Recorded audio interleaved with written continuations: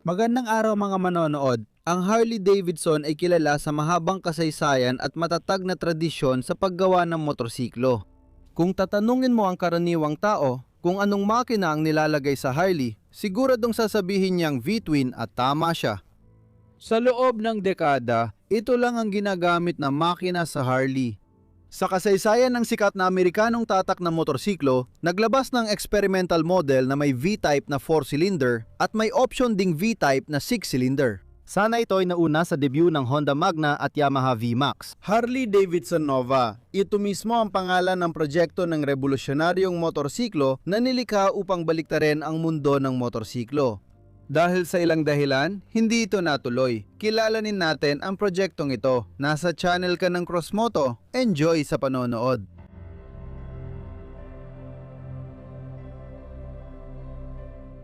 Sa mahigit 120 taon ng paggawa ng motorsiklo, bihira lang baliktarin ng Harley-Davidson ang mundo ng motorsiklo. Ang parehong V-Rod, kahit na ito ay isang radikal na paglayo mula sa mga orthodox na prinsipyo ng kumpanya, ay isang maliit lang na technological na tagumpay.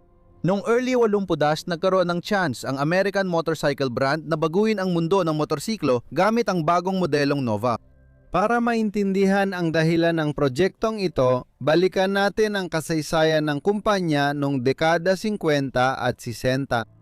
Noong 1953 nalugi ang kumpanyang Indian at si Harley-Davidson na lang ang natirang tanging gumagawa ng motorsiklo sa Amerika. Ang pangunahing kalaban niya ay ang mga motorsiklong inaangkat ng British papuntang Amerika. Naging kakaiba ang sitwasyon. Si Harley na lang ang natirang lokal na motorsiklo ng mga Amerikano. Medyo mabenta pa rin ito, pero ang pag-unlad ng teknolohiya ay halos tumigil na. Kaya paglipas ng panahon, naluma na ang mga Harley kumpara sa mga bagong motorsiklo mula ibang bansa. Dito rin pumasok sa Amerika ang mga Japanese brand tulad ng Honda, Yamaha at Kawasaki. Napakabilis ng pag-unlad ng kanilang mga motorsiklo. Mas mura ito, mas maaasahan at mas malakas. Noong simula ng dekada 60, maliliit pa ang makina ng kanilang mga modelo at malayo sa Harley. Pero sa pagtatapos ng dekada, lumaki na ang kapasidad ng kanilang produkto at naging matindi ang kompetisyon laban sa Amerikanong brand. Hindi naging handa ang pamunuan ng Harley-Davidson sa mabilis na pagbabago ng sitwasyon. Dumaan ng kumpanya sa hirap at bumagsak ang benta. At sa gitna ng mga problemang ito noong 1960 at 69 binili ng AMF ang kumpanya ng Harley-Davidson, American Machine and Foundry. Isa sa pinakamalalaking kumpanya sa Amerika sa paggawa ng kadamitan para sa libangan, kasiyahan at sa industriya ng depensa. Ang AMF noong dekada 50 ay pinakakilala sa paggawa ng mga bola para sa bowling.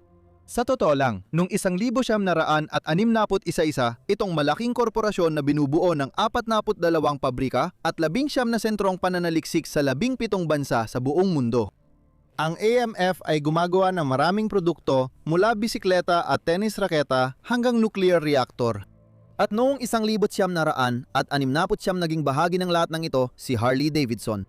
May nagsasabi na kung hindi binili ng AMF ang Harley-Davidson, baka nawala na ang brand noong 1970.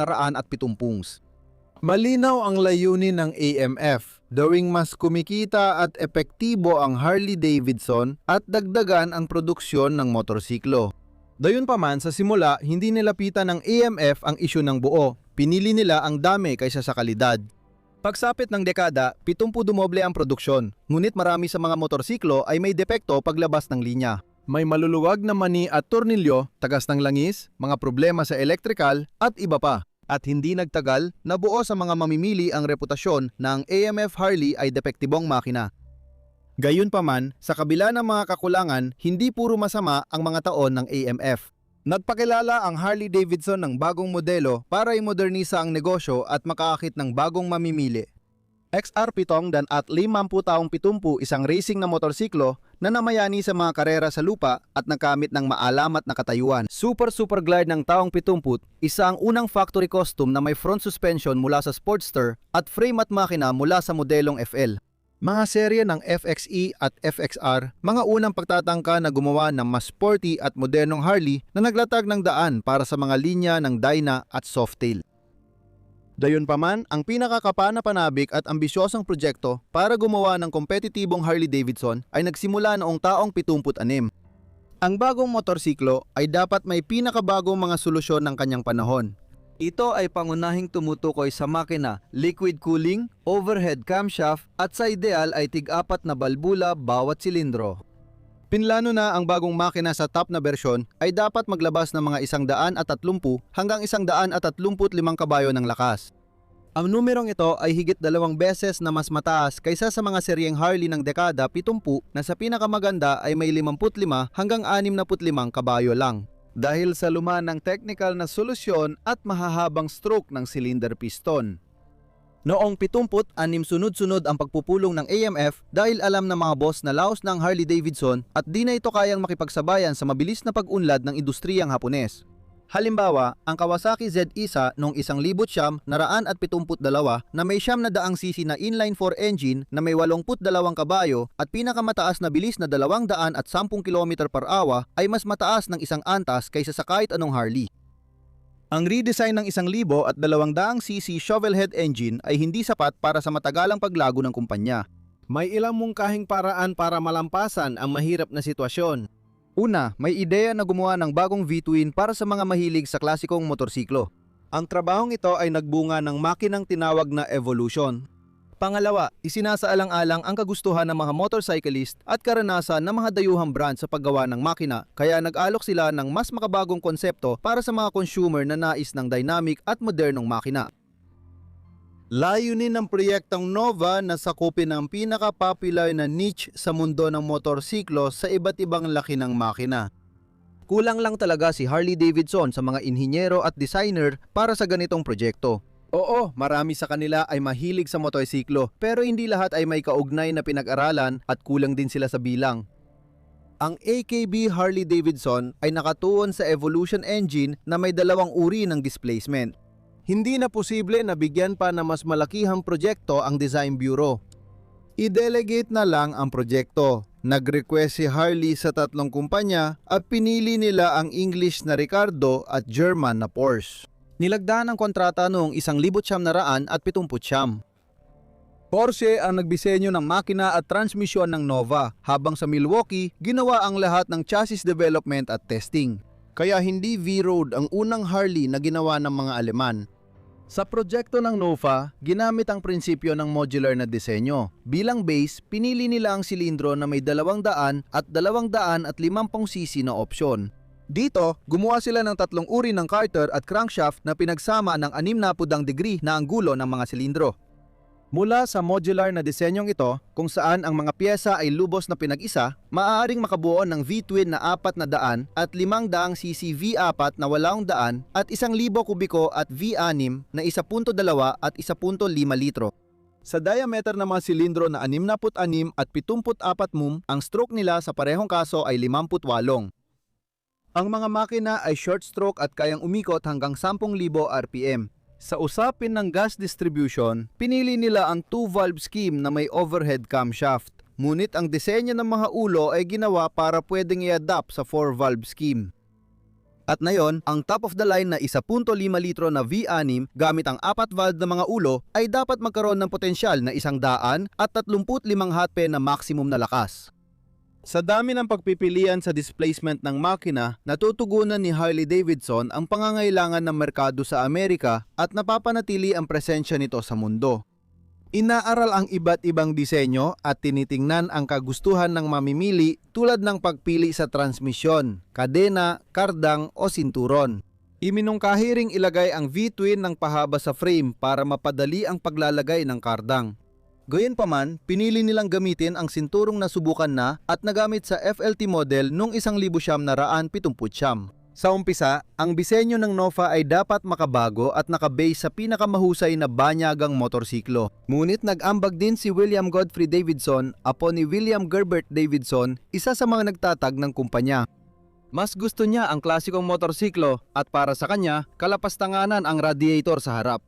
Dahil sa tiyaga ni Davidson, naging patented na tampok ng Nova model ang radiator na nakatago sa ilalim ng upuan. 2 air intake ang nasa gilid ng peking tangke habang ang totoong tangke ng gasolina ay nasa 2 umbok sa ilalim ng driver. Ang ganitong paglalagay ay nagpapababa ng sentro ng grabidad ng motorsiklo kaya mas maganda ang kontrol at katatagan. Ang pinaka-promising na mga modelo ay ang mga bersyon na may V-apat at may kapasidad ng makina na 8 daan at 1,000 kubiko sentimetro. Sa kaso na ito, noong 1,981 aya, pinlano ang pagsisimula ng marami ang produksyon ng bagong modelo. Noong panahong yon sa Milwaukee, nakagawa na sila ng halos 30 makina at 12 natapos na motorsiklo. Ang mga makina ay ginamit ng 2,000 plus oras bawat isa at ang mga motorsiklo ay umabot ng 100,000 milya. Pumasa ang mga makina sa mga pagsubok ng walang seryosong pinsala sa chassis o makina at ilang prototype ay nakasunod pa sa maigpit na pamantayan ng emisyon ng California. Sa pagbuo ng bagong linya ng mga motorsiklo, nag-invest ng $15 milyong ng US. Kung i-convert sa kasalukuyang halaga, ito ay humigit kumulang $50 milyong. Nag-invest din ng $1 milyong para sa hulmahan ng bagong makina. Para tuluyang masimulan ang seryosong produksyon, kailangan lang mag-invest sa dagdag na kagamitan, ayusin ang conveyor at simulan ang paggawa ng modelong Nova, ngunit hindi ito nangyari. Noong 1980, nagbago ang pamunuan ng AMF. Ang nagretiro nilang presidente si Rodney Gott ay mahilig sa mototeknolohiya at sumuporta sa Harley-Davidson. Pero si Tom York na pumalit sa kanya ay mas pinili paunlarin ang ibang sangay ng AMF at ginawang gatasang bakang Harley. Itinigil na ang proyekto ng Nova dahil ito ay magastos at mapanganib. Ang pagpapalit ng pamunuan ng AMF ang nagtulak kay Von Bills, pinuno ng development ng Harley at 12 mamumuhunan kasama si William Davidson na bilhin muli ang brand noong 1981. At sa sandaling yon, naging pribadong kumpanya ang Harley-Davidson. Dahil sa utang, may dalawang option sila, ituloy ang Evolution Engine o mag-invest sa Nova Project. Pinili ng pamunuan ang klasikong V-twin. Gayunpaman, ilang taon pang naghanap si Bills ng mamumuhunan para sa proyekto ng 4 na silindro hanggang 1984. Naglakbay siya at ang grupo niya sa Amerika at Europa para magpresenta pero walang interesado sa bagong modelo. Noong 1981 habang pinaplano ang pagsisimula ng Nova, tinipon ng Honda sa kabilang panig ng karagatang Pasipiko ang mga mamamahayag at ipinakita ang dalawang pre-production prototype na V-apat Power Cruiser V45, Magna at Naked Sabre. Pagkalipas ng 1 taon, mass production na ang mga modelong ito at inilabas na sa merkado. May pagkakataon ang Harley-Davidson na maging pioneer sa mga brand ng malalakas na motorsiklo na may V-shape na 4 na silindrong makina. Ang bagong modelo ngayon ay maaring mapabilang sa mga alamat na motorsiklong nagbago ng industriya tulad ng VMAX, Magna o Viper. Gayunpaman, dahil sa mga nangyaring sitwasyon, hindi ito nangyari. Kung naging matagumpay ang proyekto, paano kaya ang naging kapalaran ng brand? Ano kaya ang mangyayari kung imbes na evolution na makina, ang pinili ay V2, V4 o V6? Sabi ng tagapanggulo at punong ehekutibo ng Harley-Davidson, Jeff Blestein, hindi mo talaga malalaman ng sigurado. Kunin mo ang pinakamalaking benepisyo sa bawat desisyon dahil di ka pwedeng maglaro sa dalawang panid. Siguradong hindi kami nabigo sa naging kapalaran namin. Iyan ang kwento ng Proyekto Nova mula kay Harley-Davidson. Malapit na mapanood ng mga interesadong malaman ang kasaysayan ng V4 na makina sa motorsiklo ang malaking episode ng ilang salita. Kaunting pasensya lang. Dito nagtatapos ang aking kwento. Ang pinakamagandang paraan para suportahan ang aking mga ginagawa ay ang maging aktibo sa comment section. Mag-iwan ng komento, i-share ito sa inyong mga kakilala. Kasama nyo ang channel na Cross Moto. Hanggang sa muli, paalam!